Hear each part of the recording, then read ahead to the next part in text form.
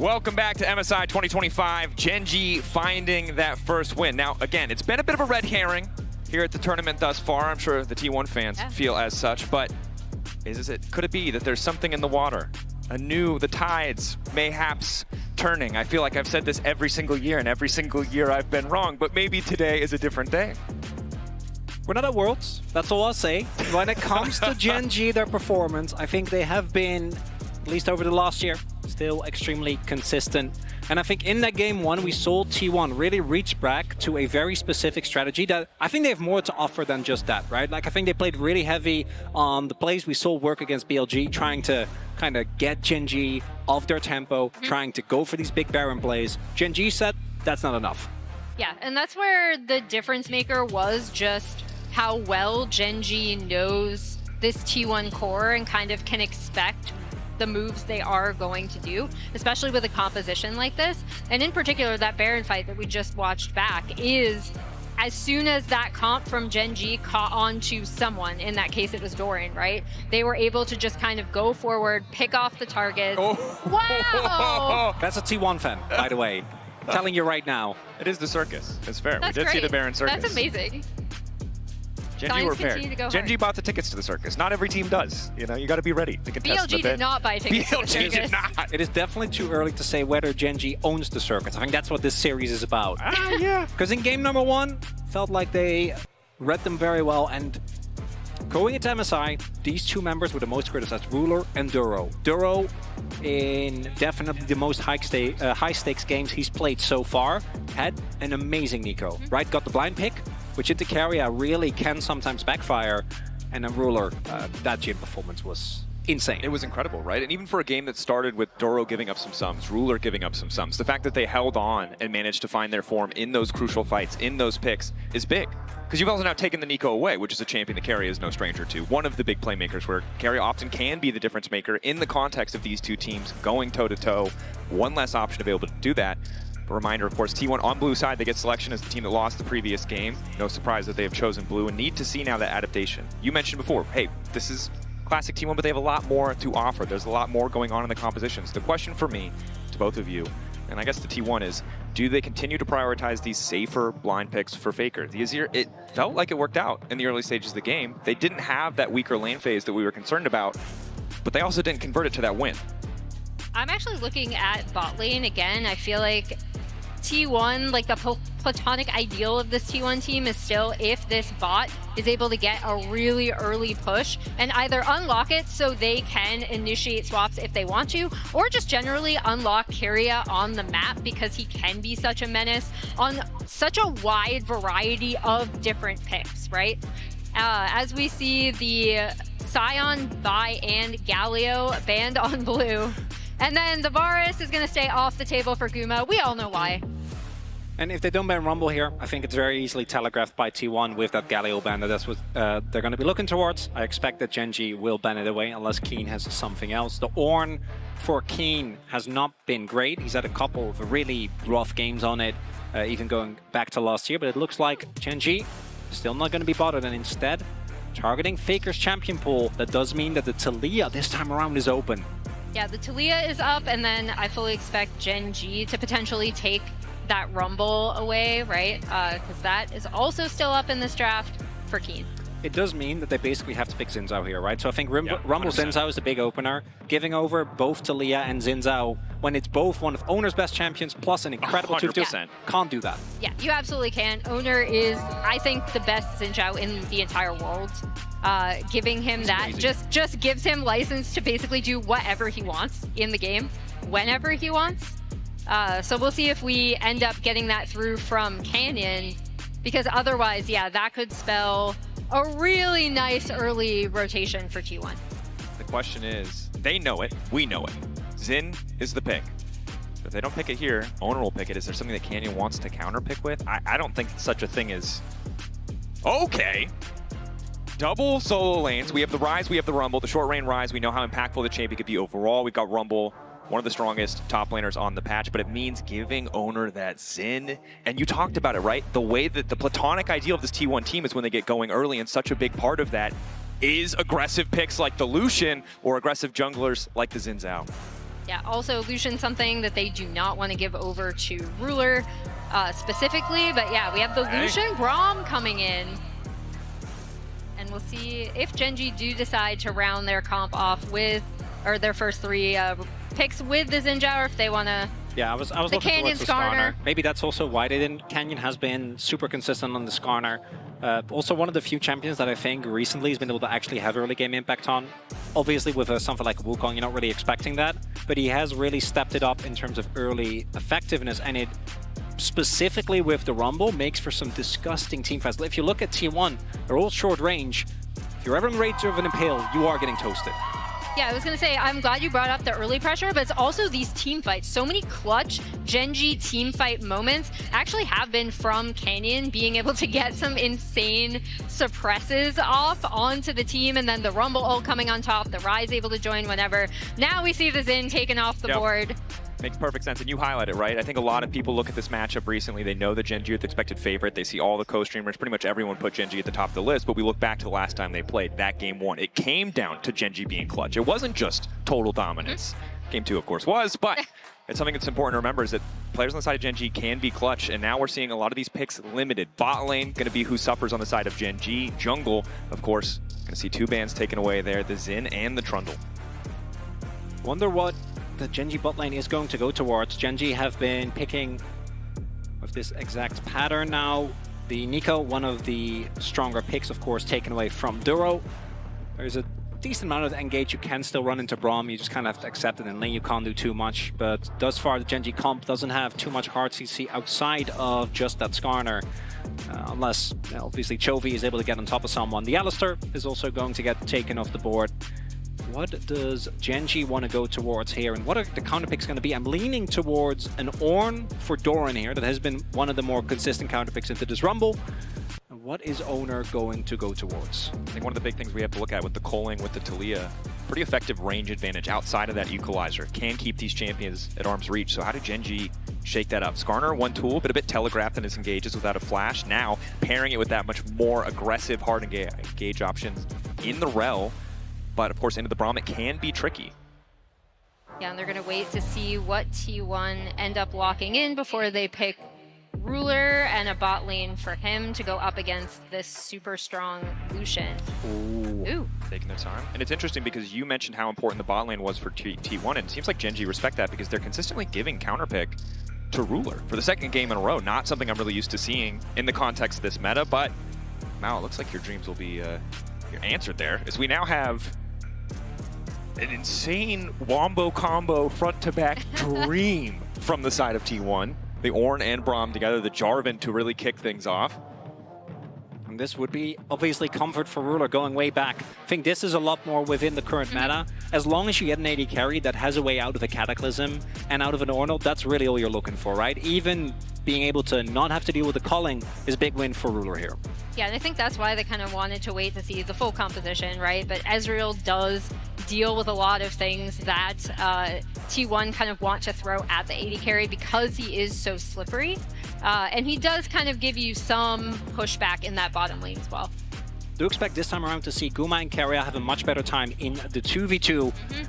There's also the power of this Jarvan. When it comes to early ganks, there are a lot of juicy targets on the enemy team. Both Rumble and Rise don't have an easy way out of EQ combos. So I'm going to kind of see if Owner is going to look to have a very early impact here to try and throw Gen.G off their game. Because I think we saw in game number 1 as well, if Gen.G don't fully lose control of a game, actually playing the game becomes so insanely hard.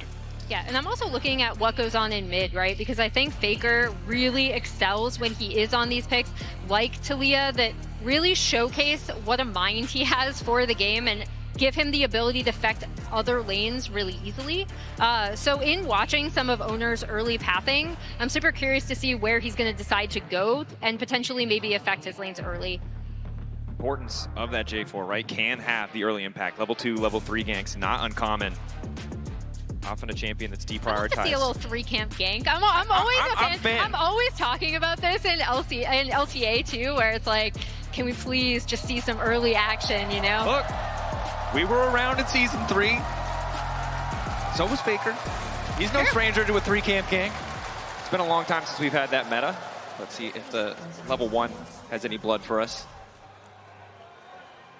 Looking at the rune setups, we have Keen with the first strike, which is not something we've seen more recently, but into Ornn I do think makes a ton of sense because you are looking at a matchup where you're not really going to be threatened too much. Gumayushi going for the PTA, not the electrocute as we have seen before in this tournament. Keria obviously is a spellbook man. Well, I have just been told that Lore is standing by with Kadril. So you've heard from us. Let's hear what Mark has to say about this particular matchup. I am indeed with the Rat King here once again. Kadril, tell me about the atmosphere here at MSI. T1 versus any team is always different. How has it been so far?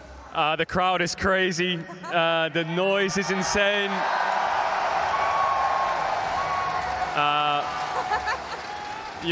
Much love to the crowd. Thank you everyone for coming out. All right, what's your prediction for this series, Kadril? Game 1 was for Gen.G, but what do you think? It's looking tough for T1. They really need to win this game. They need to win this game early because they could run out of damage very quick. So I'm hoping T1 wins so we get 5 games. Do you like the draft? What are we looking at in the early game? You're going to look at Owner and you're going to look at if the Lucian Braum can take over the map. I think Ryze having no flash is really important in this game. All right, Rat King, thank you so much. And casters, back to you. Well said, Mr. Kadril, Mr. Rat King. Thank you, Lore, as well. Of course, Flash, going to be a big deal. Still there for both respective mid laners as some phase rushers are being traded as these guys go really fast, despite not having boots. But for now, there's some trades, but no kills. No 3-camp gank yet. It can still happen. He's on his third camp now. Yeah. We do have an early invade though.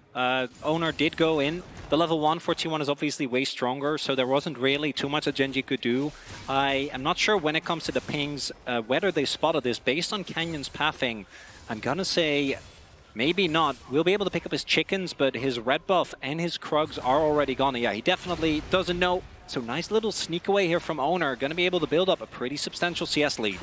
And you see, yeah, Owner backing and already returning to his own side of the jungle, should be able to clear out those camps pretty easily. No, really nice. Oh, he knows! He knows we're all watching! Okay! Well, and on the bright side, while we look away from Canyon's slight embarrassment, Keria, 149 international games played, passes perks for 5th all time. So shout out, much love to Keria. Obviously a ton of milestones this particular MSI, but always good to celebrate when a player has this much tenure. But might be celebrating something else here on the bottom side as Doro's already going to be locked up, but Canyon's going in mid lane. That's the flash out from Faker, and he still finds the knockback into the wall. Faker cut down. First blood for Gen.G. And I wanted to look at this mid lane. It's actually Gen.G that strike first, attacking Faker after Canyon got invaded, right? It was looking really good setup from T1. Great response from Canyon. It's a big mistake from Faker as Canyon. Still emoting, by the way. Look, he has a lot of emotions. That is the only thing that he could do, right? Like, you're Skarner into J4, you can't invade. All you can do is look for a gank. So the fact that Faker dies, gives up his flash, is now down a TP, is a really, really big deal. And we'll see Owner as he's pathing down towards this bot side. Gen.G's lane is actually backing, so he's not going to find anything there. Should just be able to return to his own camps and clear those up. Of course, difficult situation in the early game. Heard Kadril already, but that flash being down makes things so much easier for any repeat ganks. Jarvan, of course, a lot more immediate target access. The Skarner normally a bit slower, but against a flashless champion, it can just be so easy. Ooh, looking at the bot lane though, it looks like Guma and Keria have been able to at least continuously generate that prio that we wanted to see, right? Lucian Braum picked early in the draft. Faker knows that Doro is here. Plotted out, and so much attention paid to the mid lane in this game. Chovy kind of left on an island in the Annie game. This time around, they are not letting Faker play whatsoever. Really trying to capitalize and punish Faker in the earlier stages. The flick back doesn't quite hit, but Owner's here to cover as well. And I think not surprising, given how well Faker did in the first game, they don't want to give him any room to breathe here in the second. Yeah, and setting Chovy up in a good position ahead on this Ryze is actually also going to be great for Gen.G. Accelerates kind of one of the scaling options in their composition, as we do see Ezreal now on that bot side. And T1 again, we talked about their early Drake prio. They're getting it off that bot lane. Well, talked about the history of the matchup as well. You can see Chovy relatively favored, but it might not matter in the face of this fight as Chovy's going to get locked up and cut down. Guma and Faker finding the kill. Owner with the setup, and now it's Canyon in trouble. The Skarner was good early, but he hasn't been able to get anything else. Carry is still standing. Multiple members marked up. Concussive blows. Everybody's getting knocked out. Instant feat of warfare for T1, but they're not done. Doran on the top side. Bonks him with the hammer, taking his sweet time, fishing for the knock-up, but he's not going to finish the job. Ruler uses the barrier, but holds on. I'm pretty sure T1 kept that Drake damage the entire time during that fight as well. Massive value from that Braum coming out from Keria, able to deal with anything Gen.G threw at them. That's the explosiveness of T1. Many team has fallen towards, and you can see Owner stays hidden here, but the flash flag and drag, you should know that he's in the area. Chovy doesn't really have that much damage, and then Canyon is a level 4 Skarner just amongst all these people. Not too much that he can do, and Gen.G, I think, maybe bolstered a little bit too much by that early gank. Try and go for a hard contest against this comp, and Lucian Braum popping off early. Yeah, and Keen was also, even though he does get the equalizer down, he wasn't exactly in a position to kind of come in and really start roasting people as you'd want from an early rumble. Canyon, nice sidestep. May try to go through the wall here, but Keen is on the way down, so he might be happier about this fight than expected. Canyon not feeling the beat at all as Keen manages to find the kill onto Faker. Canyon still manages to get out. The flash over the wall. They're absolutely bamboozled. Canyon needs a little bit more shielding. Duro! Are you kidding me? The slimmest margins. Canyon shouldn't be alive, and he's still going. Q forward, shattering strike, buying a bit more time. Oh, the flame spitter, it just keeps coming. Canyon lives. It's a jungle Canyon. As Gen.G fight back in this fight. T1 thought that after the great start early on, Canyon overextended. Little did they know it was all an elaborate trap as the sidesteps early on dodges the damage. And the big thing is Keen is here, and then Chovy, shout out to him, right? Like he does his jungler a solid. Canyon able to flash out, survive this entire thing, and then Duro coming in, locking down Owner, and then they're immediately on to Keria. And what a bounce back. The previous fight was a disaster. They managed to hold on in that one. And one of the big criticisms levied against Gen.G, the reason why people might be skeptical. Jungle and support working together, not always on point, but there, Duro showing up just in the nick of time to save his jungler, to find that extra kill, and it's Gen.G right back in the driver's seat. And right there, you see as well, Helper, excited about literally every play. Coach Kim, he's watching, he's taking notes. Good cop, bad cop, you know? I gotta make sure, you know, you can't just let T1 get away with it. And Helper, we have seen even in backstage, really big for the Gen.G mentor, and really every single clip. That's just how he is, even at LoL Park. Yeah, you see Gen.G has a slight gold lead, but off of the reset. T1 actually were able to clean up those grubs, which is going to be really good for them. And they're actually only one objective away from claiming feats outright. Would be an excellent boon to have at this point in the game. It has been neck and neck, only about a 900 gold lead, 800 now for Gen.G. Both sides would really love to complete that first item, because I think while we talked about damage potentially running out, we heard it from Kajal earlier, right now neither side really has enough sustained damage outside of the Rumble to win out in these fights, although Canyon getting picked off, manages to snag 2, and Ruler's here. Free firing is the Ezreal. Guma unfazed. Keria now retreating, likely just to fall here. They'll get 1. Ruler happy to have the kill. And that's the playmaking Skarner we've come to expect from Canyon. That's why he is so dangerous on this champion, and Guma might be in trouble. Owner spotted. Dashing through, Mystic shot sidestepped, TP on the way down, Owner on the way in, flash out from Guma is good, Shattering Strike still hits and down he goes. Owner's finally here, but it's too late. Faker just tells him to back off, there's no play left. And that is a TP invested by Faker, that is Guma's flash now down, and that's the second game in a row where it feels like Gen.G is just straight up running away with this early game. And I think credit to Canyon, right? When we talk about Gen.G, we mentioned platonic ideals already.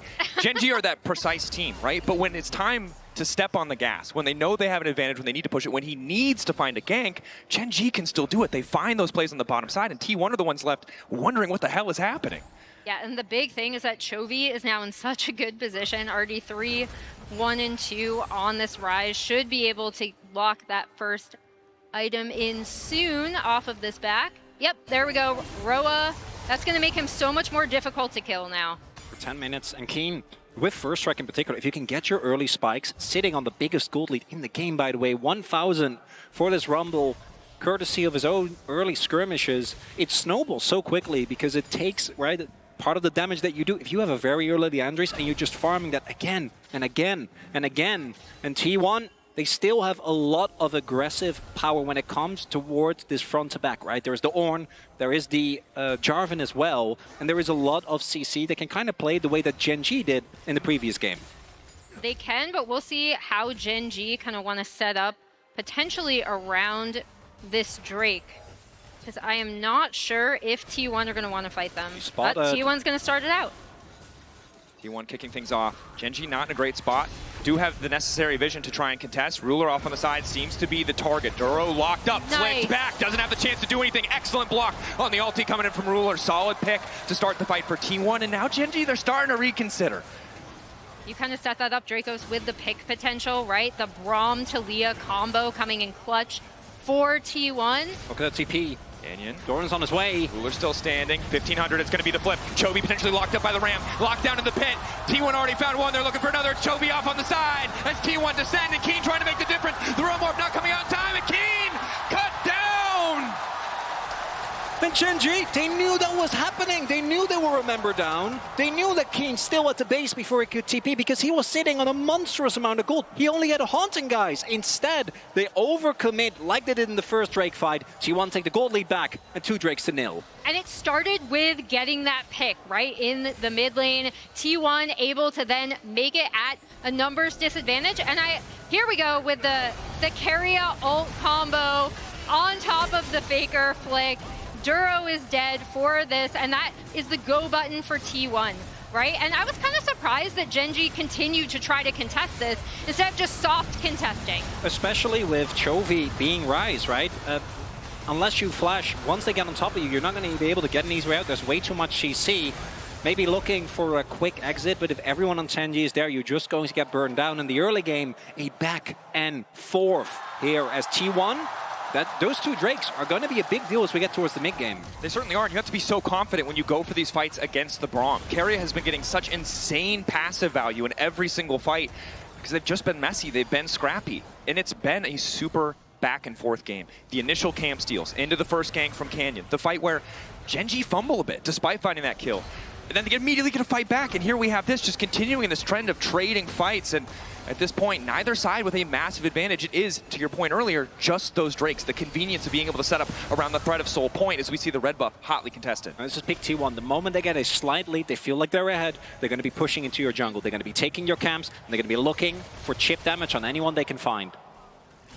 Yeah, that's what makes this T1 team so deadly, right? Is again, like either punishing mistakes or trying to find windows. As Owner is there to absolutely stuff this attempt from Canyon. Ready to body block. Whatever that Scorpion's going to do, I will eat that damage so Guma can free fire. And again, this mid lane matchup is tough because neither side really has too much lifesteal yet. So whoever gets the poke, whether it's the culling or the mystic shots, that damage is going to stick before an objective. And in the side lane, Chovy is laning as just Roa with a couple of stacks Rise into a Kanik Rooker Ornn. Doran is completely unfazed, and for Doran, all he really cares about, the fact that he's behind Keen, it doesn't really matter. He wants to hit his levels, and in experience, isn't even behind, actually slightly ahead. Want to get to the level 13, 14 breakpoint where you can start giving out the items to the rest of your team. And you can already see T1 rotating up, Faker using the TP on this top side, and Keria coming over to maybe look for something onto that Rumble as Guma chases out Duro, and this should be a nice setup directly before Herald. Control over the top side going to T1 is big. Keen, no TP of his own. Chovy does have TP, hence being forced to lane in that bot side matchup where maybe he's not going to do too much damage, and T1 choking the vision out. They don't want to give Gen.G that easy access into the pit.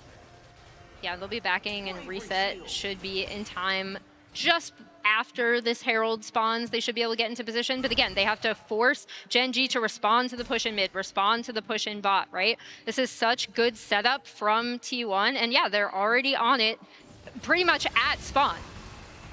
Gen.G, though, still have the power of a very fed Rumble with the first strike and the Canyon on the Skarner, right? So the only thing I think T1 need to avoid at all costs is just walking into a big multi-man engage from Duro and from Canyon. That could be enough to turn the fight as the TP comes in. TP from Gen.G, immediate response coming in from Doran. Chovy now trying to run more bout. He wants nothing to do with that fight.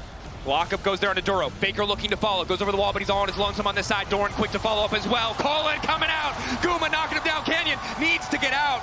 He'll find the retreat, but it's T1 who are first on pulling the trigger. T1 finding the angle of attack. Chovy, Ruler still standing. Double threats. Canyon there to potentially steal, but it looks like the objective is already gone. Down goes the Herald. Retreat out from Duro. 4 members standing on the side of Gen.G, but T1 looking to run him down. Ruler caught. Knockup now connecting. Doran running out of health. The turn back coming in. Canyon, damn clutch. Chovy needs the damage to finish the job, though, and he doesn't have it. Charging through is the Herald into the mid lane, and T1 get the fight. And Gen.G didn't have the damage there, even though they were able to get off a beautiful CC combination from Duro and Canyon. T1 clean up the fight, they get the Herald, and they get mid-tier 1. It's a target selection here. Coming into the fight, we talked about what can Keen do, and guess what? In this fight, basically nothing.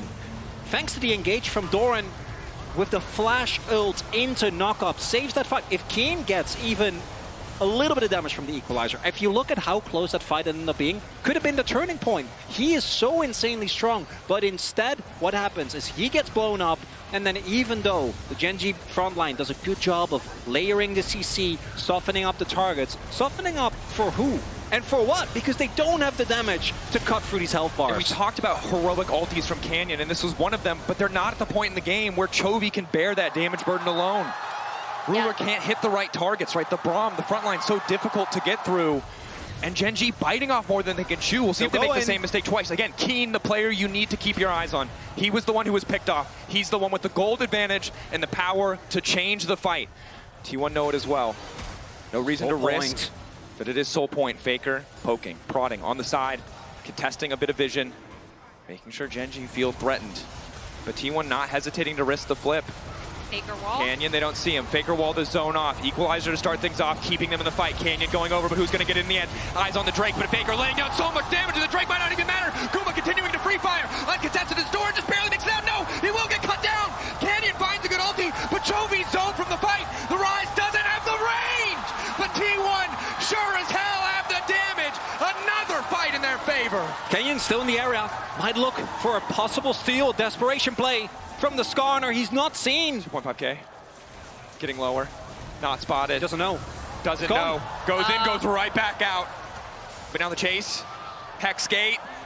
T1 want a little bit more. Canyon running. Flick back, flashed away.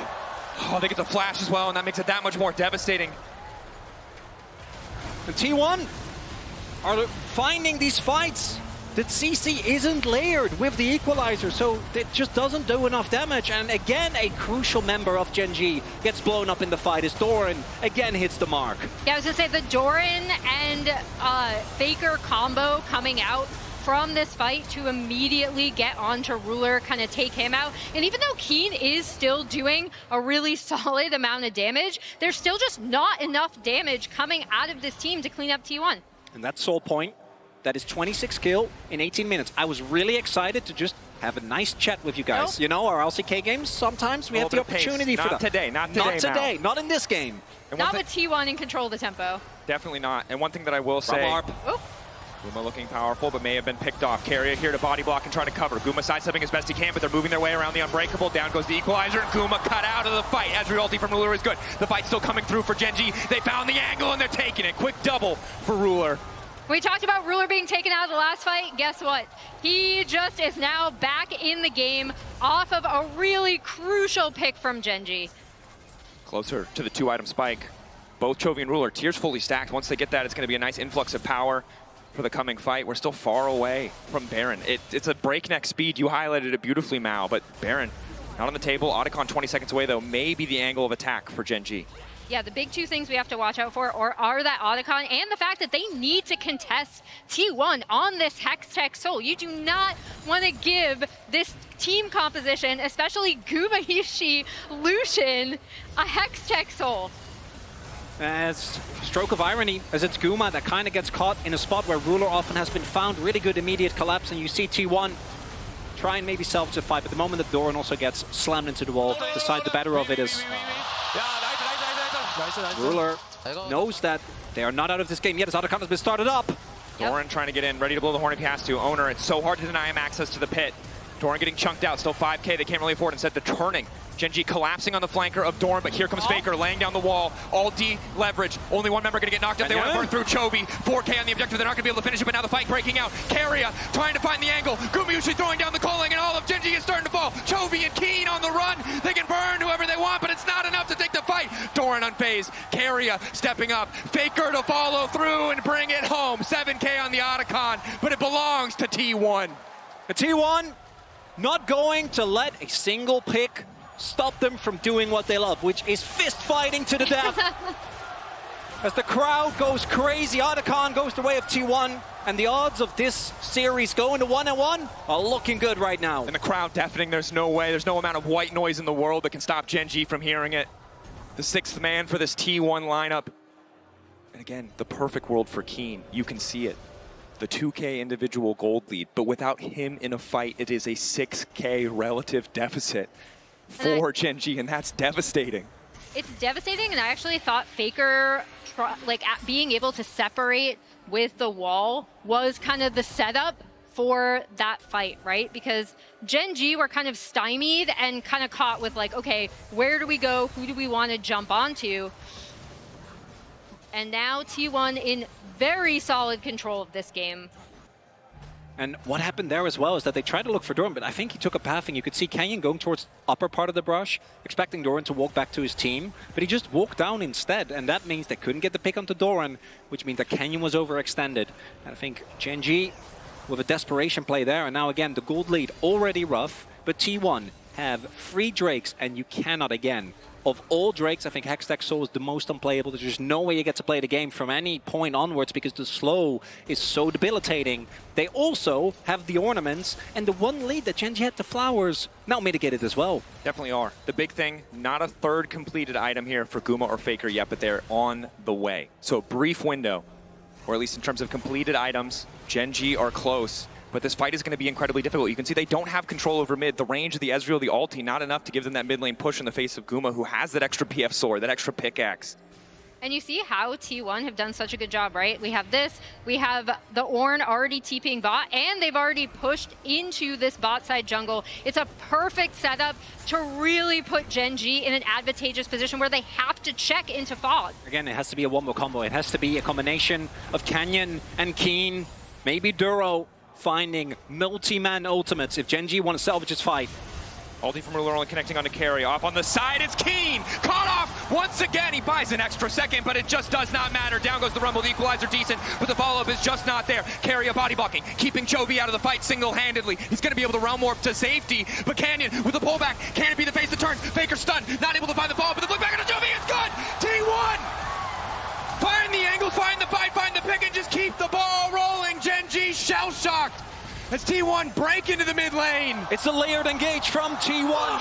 1 into 2 into 3. Doran followed up by Faker, followed up by Owner, followed up by Keria. And T1 gonna get Hextech Soul and stamp out the remaining hopes, I think, of Gen.G in this game too. Yeah, they're in such a good position. And that was such a beautiful Drake setup.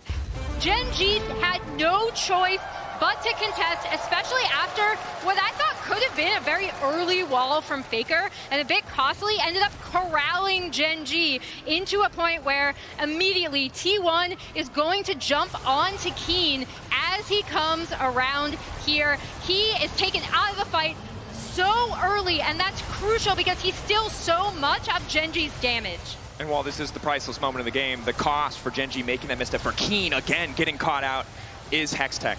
The soul you never want to see on the opposing side, and we know what happens when you fall behind this Braum composition. It's so easy for them to clean up these kills. There's nowhere for Gen.G to go once they start to lose a fight. And we often talk about the lane when it comes to the Ornn into the Rumble, right? Because you're able, as Doran with a smile on his face, I'd love to see it, as a double kill is happening. Guys, the Hextech Soul's gone. I don't think that Gen.G really gets to do a whole lot, but what I want to highlight, it's also, in these fights, Keen needs to be on top of people. He doesn't really have a choice, right? He needs to do damage, he needs to actually get value from his kid. But the moment you get even remotely close, you are an immobile carry. Ornn can just, with any of his CC, any of his knockup, especially with the follow-up that's there, between Braum passive, between Talia flick, between Owner following up, it's so easy to just find a target, an immobile carry on Gen.G, and blow them up. Definitely is. And the range advantage right now for T1 just makes it so difficult for them to play out. You can see a world where Chovy's a little bit further ahead and you can just walk through that front line, obliterate those tanky members, but just now getting that bit of magic penetration. Only level 14 to the 15 of Faker, despite having the Roa. A difficult position to find themselves in. Faker, again, the member that we looked at in terms of individual performance, who had a lackluster playoffs, a lot of deficits, even if he still had some clutch moments. But in this game, he has been a monster. 5, 2, and 18. 23 out of 24 kills for this Talia mid lane. Yeah, and this is the exact pick I love to see him on, right? Like, he has such an incredible mind for the game. I love seeing him on things like the Talia, where he's able to get into fights very easily, where you can see his control. And now you can see T1 kind of doing a very similar thing to their Drake setup, right? Like, they pushed out this bot wave with the Ornn. They're now immediately on to the Baron. They have great vision setup. TP from Doran is coming in, but the Baron is going down. Meantime, Doran buying a bit more space. They're not in a position to contest. They can't even get Doran as well. Now the horn has been blown, and it might be Keen who's been caught out. Doran trying to find the disengagement. In the meantime, it's Keen getting cut down where he stands. Does not have time to go golden. It does not matter as Faker's on a rampage. And T1 are out for blood. Doran is but the jester. He's distracting them, TPing in their midst as Gen.G see the objective taken by T1. And now what surely will be the final push of this game too. T1 pushing through, tearing Gen.G apart in these fights. Gen.G had that first kill, but kept giving these angles back to T1. Owner getting aggressive onto Chovy. Chovy no way out, carrier ready to follow up. He has to go back under the tier 3 tower. Good sidestep keeps him standing. T1 maybe forced back for a moment, but as you highlight, Emily, Faker is here. And the Hextech Soul, that poke only continuing to add up. Ruler trying to get some push, but carrier ready. Uses the unbreakable. Gen.G. Oh. The damage. It's T1. Lock up there. Flick back onto Canyon. Manages to find a few members, but again, Gen.G running, sent packing. Gen.G, when they had the lead, they choked T1 out, but T1 backbreakers in this game as Guma finds the double, looking for a few more kills, looking to tie up the series. Gen.G, whatever dominance they had domestically, it's a different story on the international stage. T1 won't go quietly, and Gen.G sent packing here in game 2. I love the way we saw how both of these teams choke out their opponents as we see T1 cleaning up the Nexus. Unlike Gen.G, who kind of slow things down, they're like, we're going to force you to come to us. You're going to have to make terrible decisions. T1 are like, you have to make terrible decisions, and we are going to punch you in the face.